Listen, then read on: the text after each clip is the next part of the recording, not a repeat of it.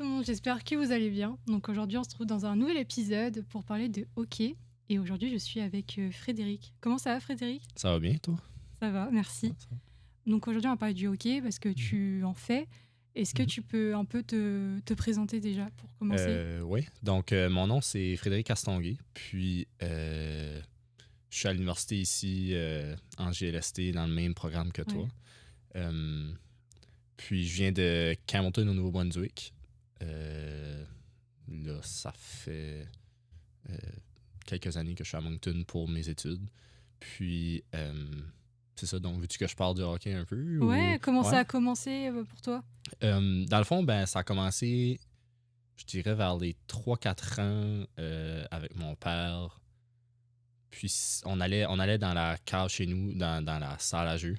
Puis on jouait au hockey avec mon père à tous les soirs. Puis ça, c'est comme le premier vrai souvenir que je me rappelle du hockey. Puis je pense que ça a juste commencé de là. Ensuite, mon père écoutait les parties de hockey à la télévision. Fait que juste regarder ça. À partir de 3-4 ans, je connaissais pas mal tous les joueurs des Canadiens de Montréal. Puis je pense que ma passion du hockey a vraiment débuté là. Ok. Ouais. Parce que son père en faisait aussi? Oui, mon père Ouais. en faisait aussi. Puis c'est lui qui m'a coaché un peu en grandissant. C'est lui qui m'a transmis la passion vraiment du hockey. Là. Fait que, ouais. Ouais, c'est quelque chose de familial qui s'est transmis. Ouais. Et est-ce que tu as des frères et sœurs aussi qui en font ou... Ouais, j'ai une sœur qui fait. Ben là, présentement, elle joue plus au hockey vraiment, mais elle était gardienne de but. Fait Ok. que elle a commencé aussi à l'âge de comme 5 ans. Elle jouait avec nous autres aussi Ah. dans le temps, là, ouais. Ça fait que c'est ça. On est une famille très sportive puis qui aime bien le hockey, là. Ok. Ouais. Du coup, tu as commencé à 3-4 ans. Mhm. Comment ça s'est passé pour après être dans un club, etc. Donc, si vous n'êtes pas familier un peu avec le système de hockey au Canada, ça commence. Nous, dans le temps, ça s'appelait Initiation, Novice, Atome, Pee-Wee. C'était tout comme des niveaux. Maintenant, je pense que c'est U7, U9, U11, quelque chose comme ça. Ça commence vraiment avec le hockey mineur Ouais.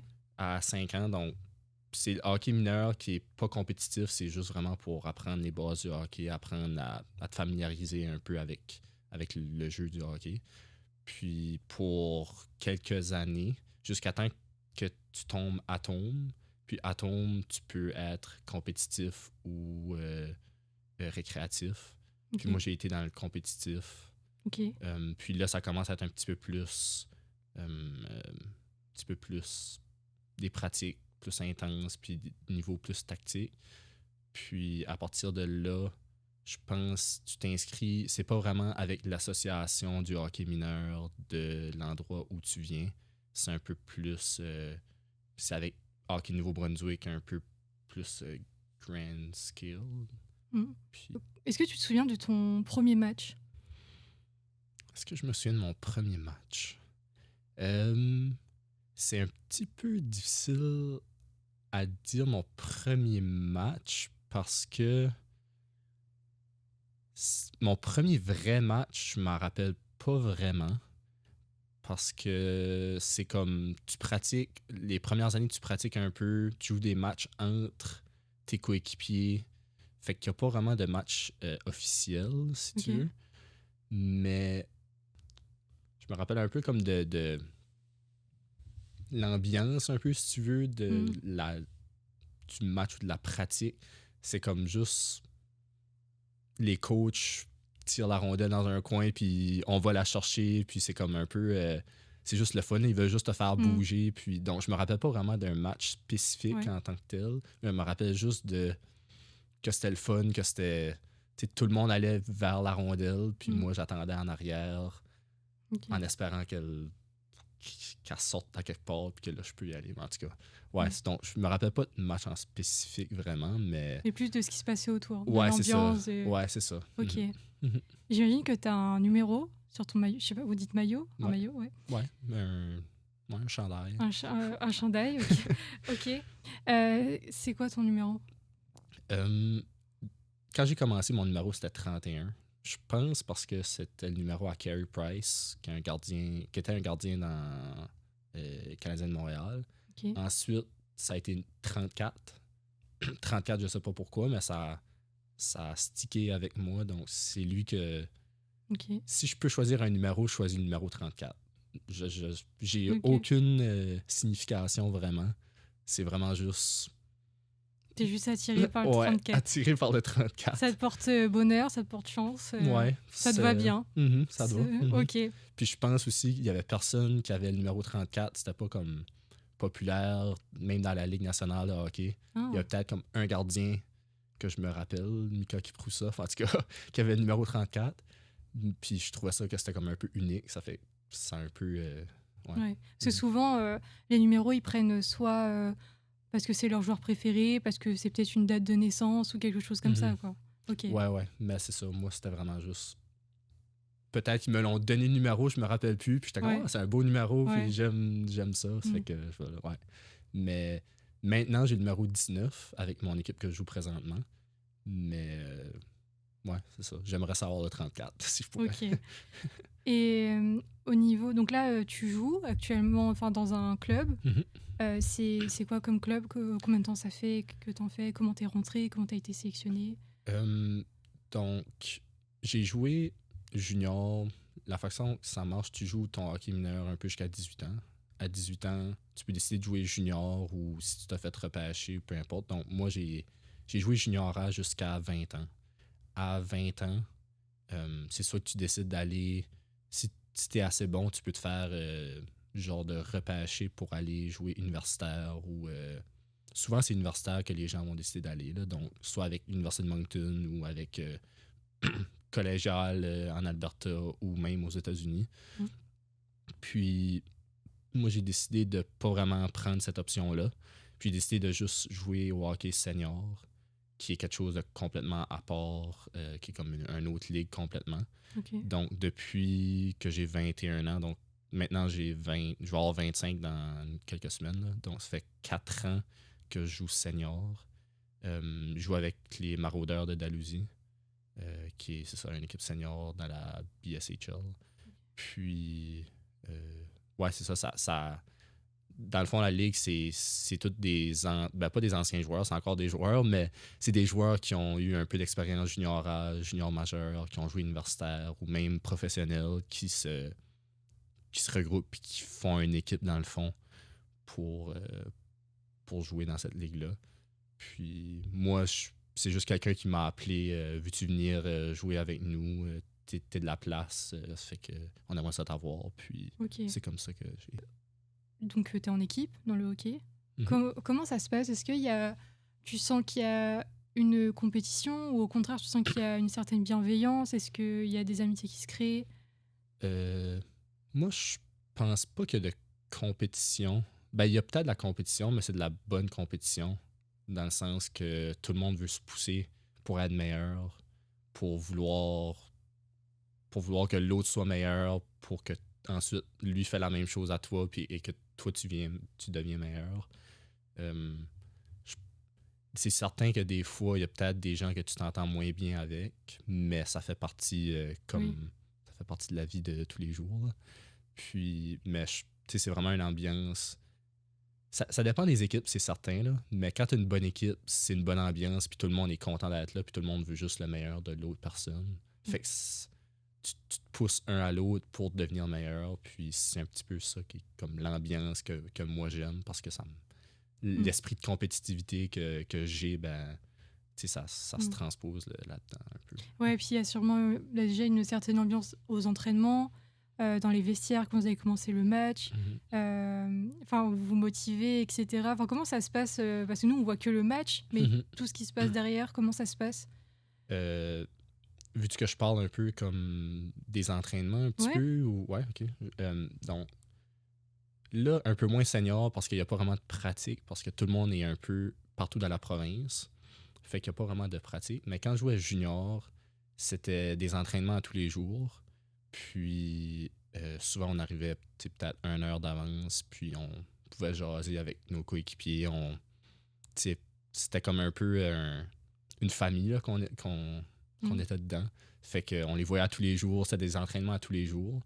Puis souvent, on jouait une partie le vendredi, puis un autre la fin de semaine. Donc souvent 2 parties par fin de semaine.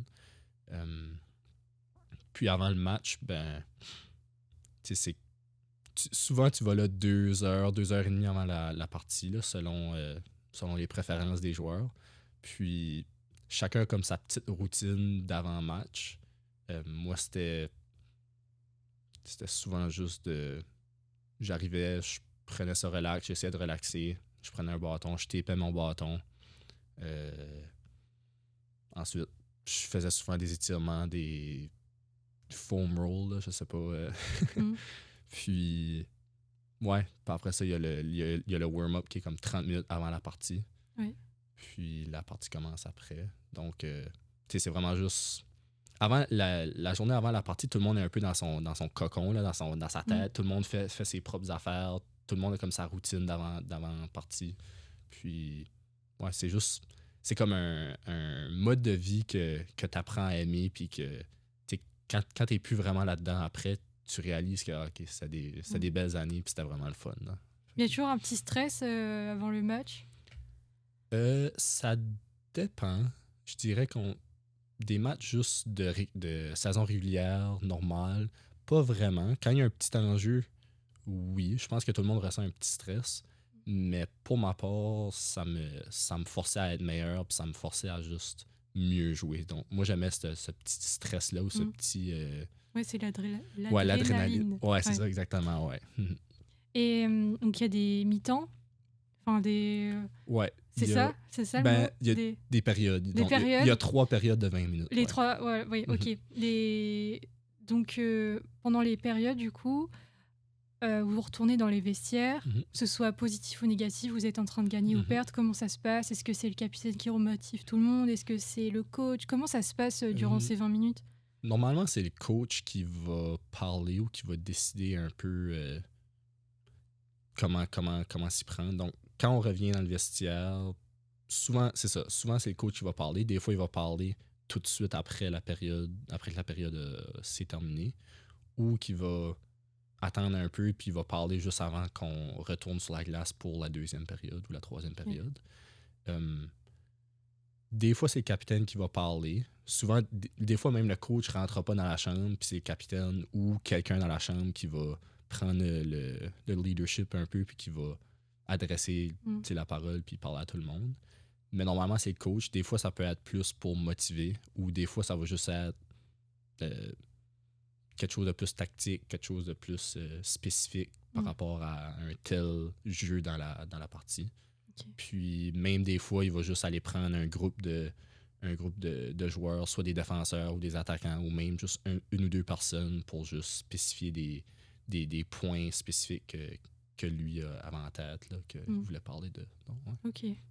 Et justement, tu parles de capitaine, mais il y a adjoint, etc. Comment ça se décide? Souvent, c'est les entraîneurs qui décident qui sont les capitaines et les adjoints. Souvent aussi, je pense que les joueurs dans le fond d'eux, ils savent un peu c'est qui le capitaine. Déjà, tu ressens dans la chambre, il y a un leadership de quelqu'un souvent en particulier qui est, qui est un petit peu plus haut que les autres. Donc, tu sais que lui, il y a une certaine présence dans la chambre. Fait que tu sais que peut-être il va être capitaine ou assistant. Mais vraiment, c'est les coachs qui décident c'est qui. Ouais. Puis, ok. Même au niveau des placements, toi, du coup, t'es attaquant, défenseur? Ouais, moi, je suis défenseur. Défenseur. Ouais. C'est toi qui as choisi ou c'est parce qu'on a vu que t'étais plus à l'aise en défense? Enfin, comment on choisit en vrai ta place? Je dirais, pour moi, j'ai choisi ça comme quand même très jeune. Parce qu'au début, quand tu commences les 3-4 premières années que tu joues, il n'y a pas vraiment de position spécifique. Oui, tu vas décider, mais tu peux changer de partie en partie, puis ça ne dérange pas. Mais moi, c'était plus les premières années, comme tout le monde va pour la rondelle, puis il n'y a pas vraiment de tactique.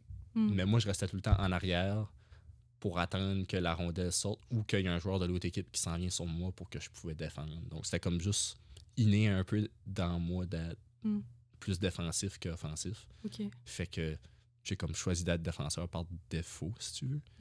Mais c'est ça, des fois... Non, c'est plus les gens eux-mêmes qui vont décider. Ouais. Ok. Et je me suis toujours posé la question, quand tu es à un match, donc il il y a toujours des roulements. Enfin, Mhm. tu vois, vous allez changer. Mhm. Comment vous vous mettiez d'accord? Parce que je trouve qu'il y a quand même beaucoup de changements. Sans vous parler, vous savez, vous Mhm. changez. Comment ça se passe? Enfin, comment vous savez? Euh, Moi aussi, j'étais un peu au début, là, comme quand je regardais les parties, j'étais comme comment ils font pour Ouais, savoir quand changer, avec qui ouais, changer, tout voilà. ça. Euh, la façon que ça marche pour les plus vieux, comme quand tu arrives niveau, puis oui, disons U11, U13, c'est plus. Comment je pourrais dire ça? Tu, il y a 3 attaquants, puis il y a 2 défenseurs sur la glace en tout temps. Puis normalement, le coach va dire, dans le temps que le jeu, le monde est en train de jouer, le coach va dire qui embarque prochain. Donc, il y a des lignes déjà prédéfinies. Ok. Donc, il y a peut-être une ligne sur la glace, donc 3 attaquants. Puis, il y a 3 autres attaquants qui savent qui vont rentrer prochain à Ah. cause que le coach leur a dit OK, c'est vous qui vont embarquer. Ah, donc en fait, ça Puis, se fait pendant la partie. ouais, ça peut être pendant la partie ou s'il y a un arrêt de jeu, un sifflet, ben là, tu peux changer aussi, mais tu peux changer n'importe quand Mm. dans le jeu. Puis, c'est ça, c'est le coach qui va dire OK, vous autres, vous allez aller prochain. Puis, souvent, quand tu es sur la glace, tu essaies de sortir avant que tu sois trop fatigué. Donc, si tu es sur la glace pendant 45 secondes, puis tu vois que tu commences à être fatigué, tu essaies d'aller changer Mm. pour que quelqu'un de fresh embarque. Ouais, Ouais. ça a l'air très physique. Mhm. Pour ma part, je patine pas. Mhm. Mais j'ai essayé, parce qu'à l'université, ils proposaient d'essayer de patiner là, à l'Arena. Ouais. C'était une catastrophe. Je tenais pas sur mes patins et c'est pour ça que enfin, je vois les hockeyeurs faire, mais ils courent sur le. Mais en fait, c'est comme si vous n'avez pas de patins, comme si vous n'étiez pas sur la glace et je trouve ça fou. Mais après, vous faites ça depuis que vous êtes vraiment tout Ben, petit. ouais, c'est Mais ça. rien que moi, juste essayer d'être dessus et tout, ça m'essouffle. Alors j'imagine même pas, c'est hyper sportif. Non, je vois très bien. Et au niveau des règles aussi, est-ce que tu te souviens d'un match où, par rapport à, je sais pas comment vous appelez ça, quand vous êtes dans une cage, vous avez fait quelque chose et du coup, il y a certains Une, temps en fait que tu une vas. pénalité, une punition? Pénalité, ouais. Ouais. Est-ce que Euh, ça s'est déjà arrivé oui. Ben, ça arrive un peu à tout le monde. Des fois, c'est volontaire ou involontaire. Ah ouais? Mais ouais, ça dépend. Tu sais, si quelqu'un s'en va en échapper tout seul devant le gardien, puis tu peux essayer de faire quelque chose pour l'empêcher de compter un but, ben c'est certain que tu vas peut-être essayer de pogner une pénalité de 2 minutes pour vraiment essayer de l'empêcher de faire un but, là. Ok. Des fois, ça peut être bon de faire ça, mais des fois, c'est certain que c'est pas un bon moment, puis ou tu fais pas exprès, puis tu fais trébucher quelqu'un. Donc là, il va y avoir une punition, puis il va falloir que Mm. tu vas en punition pour 2 minutes. Mais ouais. Puis euh, des fois, dans les niveaux plus hauts, il y a des batailles aussi, ça dépend. Puis là, Ouais. c'est 5 minutes où t'es jeté en dehors de la partie, là. Ça dépend. Ouais, c'est vrai qu'au début, ça m'a impressionné. Le premier match, je suis allée voir que enfin, il y avait quand même entre guillemets de la violence, on Mhm. s'entend, mais contre les carreaux, etc. Enfin, j'étais en mode waouh, c'est Ouais, vrai ouais. que, enfin, c'est assez, enfin, faut pas avoir peur, quoi. Non, c'est certain, ouais. Est-ce que pour toi, c'est important quand il y a du public, est-ce que vous l'entendez ou quand tu es dans ton match, tu n'entends pas forcément ce qui se passe autour de toi? Euh, c'est difficile à dire parce que. Ben, c'est difficile à dire. Moi, je l'entends pas. Quand je suis sur le banc, puis j'attends d'embarquer sur la glace, j'entends pas vraiment le public, là. C'est comme. On dirait que t'es un peu dans ta bulle, t'es un peu dans ta. Mm. T'es concentré, t'es focus à qu'est-ce que tu vas faire après. Donc, moi, c'est comme. C'est à l'extérieur, je l'entends pas, mais tu ressens quand même une énergie. Comme quand c'est plein, quand l'aréna est pleine, puis ça passe proche de faire un but, t'entends oh, yeah! Ouais. Puis là, c'est certain que tu ressens quelque chose de plus, puis ça va venir t'aider à ton énergie, c'est Mm. 100% sûr. Là, ouais. Ouais, tu le sens quand c'est à la maison, entre guillemets, genre dans ta ville, Mhm. et quand c'est chez Ouais, l'équipe d'en ouais. face. Tu Mhm. sens la différence au niveau du public, Mhm. je pense. Ouais, oui, tu sens la différence, c'est certain. Là, ouais. Mhm. Hors hockey, qu'est-ce que ça t'apporte dans la vie de tous les jours? Qu'est-ce que ça m'apporte? Je dirais que je suis quelqu'un qui a besoin de bouger. Fait Ouais. que juste le fait d'aller jouer des games de hockey, ça va m'aider à juste mieux me sentir en dehors de la glace. Là, ça va. Qu'est-ce que ça m'apporte aussi? Ça m'apporte un peu un sentiment d'appartenance que si ça serait pas du sport, que j'aurais peut-être pas. Ça te force à être présent. C'est un commitment, là, c'est un.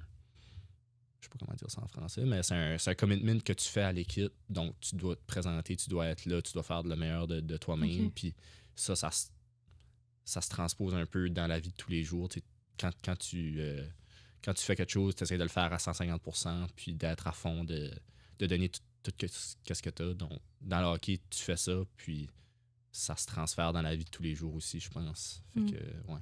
Ça t'apporte un peu l'esprit d'équipe, la confiance en soi aussi. Est-ce que tu sens qu'il y a une confiance en toi qui s'installe? Oui, C'est ça? oui. C'est certain que ça a aidé ma confiance en soi. Puis des fois, c'est plus difficile aussi sur la confiance en soi parce que peut-être que le coach te fait moins jouer ou que ça fait que ça va peut-être... t'es comme, peut-être que je suis moins bon, mais vraiment, c'est pas ça. Là. Donc, ça peut aussi nuire à ta confiance en soi, je pense. Mais normalement, ça devrait t'aider en général. Là. Puis, mais moi, c'est certain... En long terme, c'est certain que ça aide ta confiance en soi, le sentiment que tu fais quelque chose de bon, de bien, ça t'aide sur le bien-être. Puis, ouais. Et au fur et à mesure de ta vie, c'est quelque chose que tu aimerais garder en passion ou juste le transformer en coach ou en mode professionnel? Oui. Ben, moi, j'ai tout le temps voulu être un joueur de hockey professionnel ou même tennis, soccer, peu importe. Là. Peu importe le sport, vraiment. Ouais. Maintenant, je pense... Je suis pas vieux, mais je suis quand même rendu à 25 ans. Puis je pense que ça a shifté un peu, ça a changé un peu mon vouloir, ma carrière a peut-être changé un peu. Puis j'aimerais ça travailler dans les sports professionnels, peu importe que ce soit plus en gestion ou plus en coaching. Donc, c'est ça, je vais voir en sortant de l'université qu'est-ce qui va se présenter à moi, puis je verrai de là où ça va m'amener. Ouais. Okay. Parce qu'il y a une limite d'âge pour être pro? Non, pas vraiment, mais la plupart des gens, si tu souhaites venir vraiment plus au niveau professionnel, ça va se passer après le junior, donc après 20 ans, donc à 21, 22, 23. C'est plus là que tu vas créer un nom pour toi-même, puis peut-être que les équipes professionnelles, soit en Europe ou même en Amérique du Nord, vont te reconnaître, puis vont pouvoir comme te recruter, dans le fond. Ouais. Ok. Et si, ce que je te souhaite, si tu deviens coach, tu penses que tu serais quel type de coach? Quel type de coach? Ça, c'est une bonne question. Je pense que je serais ferme, mais il faut que les choses se font de la bonne manière. Donc, si je dis quelque chose, il va falloir que les joueurs font ce que je dis. Comme souvent, c'est difficile à appliquer pour tous les coachs, je pense. Quand tu dis quelque chose, il faut que ça se fait. Mais des fois, les coachs, c'est comme, ok, c'est correct. Il n'a pas fait ça exactement, mais je vais le laisser passer, puis ça va aller. Moi, c'est comme, non, comme j'ai demandé quelque chose, il va falloir que tu le fais, puis c'est comme ça que ça va être. Puis je pense, mais ouais, je pense que c'est comme ça que je serais, parce que j'ai appris un peu tout ça de mon père, puis des coachs que j'ai côtoyés au fur des années. Puis, mais aussi, avoir une bonne relation avec chacun des joueurs, je pense que c'est vraiment important. Vraiment individualiser tout le monde pour que tous les joueurs sentent qu'ils appartiennent vraiment à l'équipe, que le coach est de leur côté, parce que des fois, c'est pas tout le temps le cas. Là. Fait que, moi, c'est ça que tout le monde, tous les joueurs ressentent qu'ils sont vraiment importants à l'équipe. Ouais. Puis, ouais, c'est pas mal ça qui est... Ouais. Parce que tu t'es toujours senti à ta place dans les équipes de manière générale? Oui, je me suis toujours... Ouais. C'est certain que... Ben, actually, peut-être des fois moins, parce que en étant français, des fois j'étais dans les équipes plus anglaises, donc m'intégrer, c'était un peu plus difficile, parce que quand j'étais plus jeune, je comprenais moins l'anglais, ou c'était plus difficile de juste aller voir quelqu'un en anglais puis parler en anglais. Mais maintenant, non, je m'intègre, c'est correct. Mais c'était peut-être plus la barrière du langage qui était comme quelque chose à... Ouais. Parce qu'aujourd'hui, t'es bilingue en plus, non? Ouais. Je dirais pas 100% bilingue, mais je suis capable de... Ouais. capable ok, je savais pas. Ouais. Je savais pas qu'il pourrait avoir une barrière comme ça.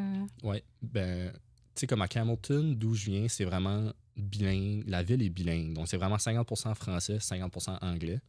Mais quand j'allais jouer à Fredericton ou pour des équipes provinciales, donc l'équipe du Nouveau-Brunswick, c'était plus... Tout est en anglais. Au hockey, tout est en anglais, là.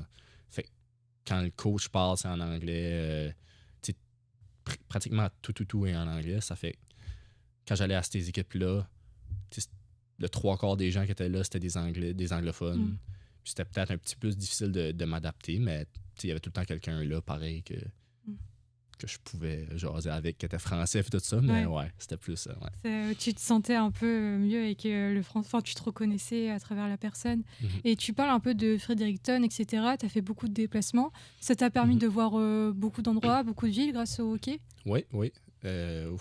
J'ai fait pratiquement toutes les arénas dans la province. J'ai été aussi à un tournoi à Boston. Dans le temps, j'avais peut-être 11 ou 12 ans. Puis c'était comme une équipe juste de gens de partout dans la province. Puis on est parti à Boston juste pour un tournoi. Donc, ça m'a fait voir un peu les États-Unis dans ce coin-là.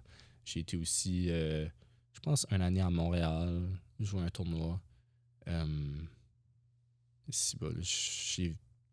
Partout en Atlantique, j'ai pas mal voyagé pour le hockey. Ça fait que ça m'a fait voir vraiment tout le côté, ce côté-là du Canada. Là, j'ai pas mal tout vu. Et du coup, avec les déplacements, les entraînements, etc., peut-être du coup moins aujourd'hui, mais est-ce qu'il y a une période où tu avais vraiment plus de temps pour toi, est-ce que tu consacrais qu'à ça? Est-ce que ça a joué sur ta vie perso, où tu as réussi justement à le contrôler et à faire la dissociation entre les deux et réussir à avoir du temps pour toi, réussir à décompresser?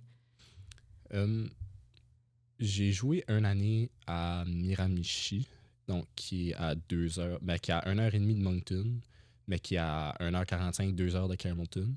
Puis je restais à Campbellton quand même, donc toutes les pratiques, j'allais une fois par semaine pratiquer à Miramichi. Donc, j'avais moins de temps pour moi parce que je me rappelle, je finissais l'école, à 4h30, on décollait. On allait jusqu'à Miramichi, je faisais ma pratique, je revenais, puis il était peut-être rendu 11h, minuit le soir. Donc, ça prenait beaucoup de mon temps. Puis les fins de semaine, les parties étaient à Moncton, Fredericton, Saint-Jean, qui étaient toutes très loin de Campbellton. Ça fait que j'étais parti à toutes les fins de semaine, j'étais tout le temps parti. Mais honnêtement, moi, j'adorais ça. Là. Comme je changerais rien au monde pour ça. Fait comme... pour ma vie sociale, peut-être qu'il y a des choses que je me permettais pas de faire parce que je voulais me concentrer sur le hockey. Il y a aussi des choses que je pouvais pas faire parce que j'étais parti au hockey. Mais vraiment, comme moi, c'était... Oui, tu l'avais choisi. C'était pas quelque chose de toxique. Tu te sentais bien, c'est ça. Quoi. Ouais, je me sentais bien. Puis, je referais la même affaire si ça serait à refaire. Je voulais rebondir sur un truc, je sais plus. Ouais, c'est ça que je le vois ici parce que j'ai fait mon échange ici au Canada. À la base, je suis française, je pense que ça s'entend, mais je trouve qu'au niveau du système scolaire, les professeurs sont beaucoup plus indulgents parce qu'ici, le sport est beaucoup plus développé parce qu'ils l'associent à ça vraiment comme quelque chose de bien pour le mental, pour le physique, etc. Donc même si, en tout cas c'est mon ressenti, mais la semaine, si tu loupes des cours par rapport à ça, c'est justifié. Et en France, elle sera moins, parce que déjà, on n'a pas forcément de sport universitaire. On va faire du sport, mais dans des clubs hors école, où ce sera les week-ends ou le soir, mais on va pas forcément louper les cours pour des sports en particulier. Et j'ai vu qu'ici, c'était le cas. Donc, il y a vraiment une belle compréhension, je trouve, par rapport à ça. Ouais. Puis même à l'école, pas juste à l'université, mais à l'école aussi, c'était un peu la même chose. Là. Souvent, je manquais des vendredis parce qu'on avait un tournoi ou peu importe. Là, ça fait en fait, c'est même pas un sujet. Genre, c'est bon match. Tu vois. Ouais, c'est ça. Les professeurs étaient vraiment juste OK, allez, vas-y, puis c'est correct. Puis, ouais. Ouais, on c'est sent vrai. limite, c'est vraiment une religion, le hockey ici. Non, Ouais, c'est vraiment une religion. Ouais. Ouais. Ouais. Nous, ouais, c'est plus le foot ou le tennis. Mais c'est vrai qu'avant d'arriver ici, j'avais. Enfin, il y en a en France, mais c'est beaucoup moins développé. Ok. Et on ressent vraiment ce truc que c'est vraiment hyper important. Et on sent que même au match, tout le monde est ensemble, quoi. Ça fait une belle cohésion, je trouve. Mais moi, j'ai une question à te poser. Ouais. Sais-tu, en France, est-ce que le foot, c'est un peu la même chose en France que ici, est-ce que le foot en France, c'est la même chose que le hockey ici, en termes comme le hockey, c'est religieux, mais est-ce qu'en France, c'est un peu la même chose, le soccer, c'est religieux, puis Ouais. tout le monde parle de ça, puis tout Ouais. le monde joue au foot, puis... Je pense que même le foot, ça va un peu plus loin que le tennis parce que le foot, c'est vraiment. Là, il y a la Coupe du Monde, il y a l'Euro. Enfin, en fait, il y a vraiment ce truc de. On se met en terrasse, on boit un verre, il y a le match avec les bières, et tout le monde est content. Ouais, Et il y ouais. a vraiment un vrai truc, il y a une vraie ambiance. Moi, notamment, c'était l'Euro 2016 et c'était vraiment un vrai truc ce qui s'est passé. Tout le monde était dehors avec les drapeaux, c'était n'importe quoi dans les rues. Enfin, c'était vraiment n'importe quoi. On sent qu'il y a l'ambiance. C'est vraiment hyper Ok. important pour nous, même de manière générale. Enfin, il y a beaucoup de personnes qui font du foot, quoi. Enfin, c'est un peu comme le hockey, ouais. Ok. Ouais. Ok. Ouais, ici, vous dites soccer. Ouais, on dit soccer, ouais. Ok. Le foot, c'est comme le football américain, là. Ouais. Pour revenir un peu sur le hockey, est-ce qu'il faut être forcément fort pour y jouer ou on peut commencer à tout niveau? On peut commencer à tout niveau. Même si t'as 13 ans, t'as jamais vraiment joué au hockey avant, même tu peux joindre une équipe récréative puis commencer de là. Puis il y a beaucoup de gens, c'est ça qu'ils font. Ils commencent pas à 5 ans comme moi je l'ai fait. Ils vont commencer un peu plus tard parce que leur ami joue, peu importe. Puis ils veulent développer de quoi de plus social ou avoir juste plus de temps entre amis. Ça fait qu'ils ils vont débuter le hockey plus tard. Puis tu sais, peut-être que ton but, c'est pas vraiment de faire une carrière dans le hockey. Moi, c'est un peu ça mon but. Ça fait que j'étais vraiment très compétitif. Puis, le hockey, c'était comme toute ma vie quand j'étais plus jeune. Mais, des gens, c'est plus pour être entre amis, faire un sport, juste pour le bien-être mental et physique. Donc, ils vont commencer plus tard. Puis, tout le monde peut commencer, tout le monde peut jouer à n'importe quel âge. Ouais. Ok. Qu'est-ce que tu dirais à quelqu'un qui aimerait commencer mais qui n'ose pas? Je dirais à quelqu'un. Je dirais. Je sais pas. Que au début, ça va être très difficile, mais décourage-toi pas parce que ça va venir mieux. Parce que juste premièrement, si tu sais pas comment patiner, c'est apprendre à patiner. Première étape, ouais. Ouais, donc faut pas que tu te décourages parce que ça se fera pas une ou deux fois que tu vas commencer à patiner puis à arrêter puis à recommencer. Comme c'est impossible, là. Ça prend une couple de mois, une couple de semaines minimum avant de se sentir quand même à l'aise, juste à se garder sur ses deux lames. Je trouve ça fou. Mais t'as appris à patiner avant, j'imagine, mais c'était dès petit en fait. Oui, honnêtement, ça, je m'en rappelle pas trop. Ouais. Mais j'avais une patinoire très proche de chez moi, de où j'habitais. Puis je pense que mes parents m'ont apporté là une couple de fois avant de joindre l'équipe de hockey dans le hockey mineur. Ça fait que j'ai peut-être patiné quelques fois, mais je veux dire, je faisais 2 pas puis je tombais. Là. C'est comme tout le monde qui débute. Là. Ça fait que, ouais. Parce que j'ai déjà vu, du coup, aux périodes, notamment à Fredericton, il y avait des petits comme ça, ils étaient trop choux. En fait, et je me dis, mais ils avaient quoi? Ils avaient peut-être 3-4 ans, ils étaient là, ils patinaient mieux que moi, ils couraient genre avec leur truc. Je me dis, mais comment ils font? Vraiment, je trouve ça fou. Ouais. Mais ouais, c'est vraiment impressionnant. On va arriver vers la fin du podcast. Est-ce que tu as quelque chose à rajouter ou quelque chose, j'ai complètement oublié de te poser la question et tu trouves que c'est important d'en parler ou de dire ou de... C'est bon. Honnêtement, j'ai trouvé tes questions vraiment bonnes. Là. Ah, merci. Est-ce que tu as oublié quelque chose? J'ai fait le tour pour ma part, mais s'il y a un truc que tu veux rajouter, le micro est à Ok. toi. Je pense que je vais dire à tout le monde, si tu peux t'inscrire dans un sport, même pas juste le hockey, mais n'importe quel sport, que ce soit le soccer ou le tennis l'été ou le badminton ou peu importe, j'encourage tout le monde à le faire juste parce que ça va te donner tellement de bénéfices puis de bonnes choses à toi là, que genre, j'encourage tout le monde à le faire, là, comme que ce soit plus social ou plus peu importe. Là, ça va te faire découvrir, tu vas te faire des amis. Comme moi, je me suis fait des amis vraiment pour la vie à cause du hockey. Il y a des gens que si je vais à Saint-Jean, il y a des chances que je rencontre quelqu'un que j'ai déjà joué au hockey avec ou contre, puis on va se dire allô, puis comment ça va, puis c'est comme, je m'ai vraiment fait plein d'amis, puis je connais plein de personnes à cause du hockey, puis ouais, ça te permet de faire des rencontres. Ouais. Ok. On va arriver à la fin. Merci à toi, Frédéric, d'être venu, d'en avoir parlé avec moi du hockey. Je pense que ça va intéresser ceux qui m'écoutent et qui me regardent en France ou même ailleurs. Parce qu'on n'en parle pas forcément, puisque c'est pas forcément dans nos coutumes. Et puis pour ceux qui nous regardent, merci d'avoir regardé jusqu'au bout ou de nous avoir écoutés. Et je vous dis à un prochain épisode. Merci. Au revoir. Une production de Podcast NB.